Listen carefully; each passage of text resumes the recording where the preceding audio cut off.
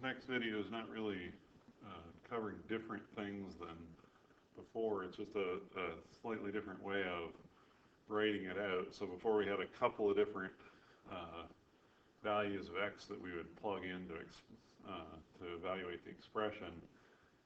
Here we're going to have tables, which is all that is the same thing, just multiple different values of the variables. Instead of just a couple, we'll have 3 or 4 different values. So again, I want to show you some examples to show you to be careful when you plug these in, because what this section is about is that when you're plugging in negative numbers into sign number expressions, it's really easy to make sign mistakes. Okay, so this first one, all we're doing is, this is equivalent to what we did in the last video where we said, evaluate this expression when x is equal to 2. So just when we put it in a table, it just, we're expressing it differently, but it still means plug the 2 in for the x.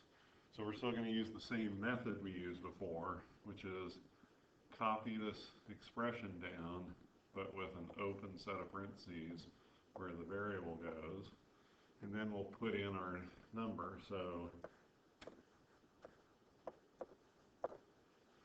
and then when we do that, we'll end up with -2 minus 5, which is -7, and that's our answer for, that's the value of -x minus 5 when x equals 2.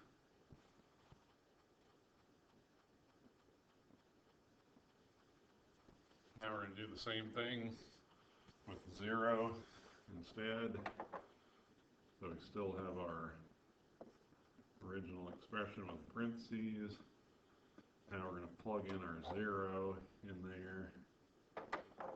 So -0 is obviously 0. That goes away, and I just wind up with -5, and that's my answer for that one. Next one, same expression.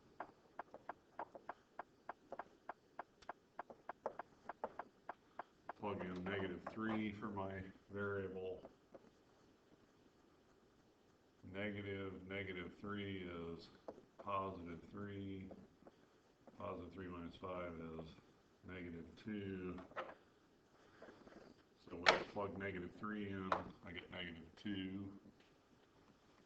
Doesn't matter if the number looks strange like this next one, still works the same way.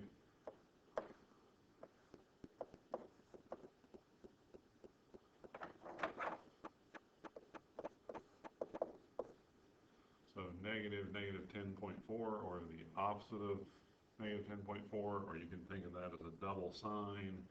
Signs are the same, so it becomes positive, but one way or the other it becomes +10.4 minus 5, so that's +5.4.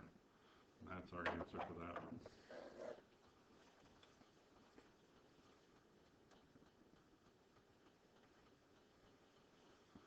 This next one, I'm not going to do the fill out the whole table. I think you probably get the idea of that, but I want to just remind you how to work ones that have a fraction bar in them. You have to think of that as both a grouping symbol and a fraction bar or division sign. And so I'm still going to start out with putting open parentheses where my variables are.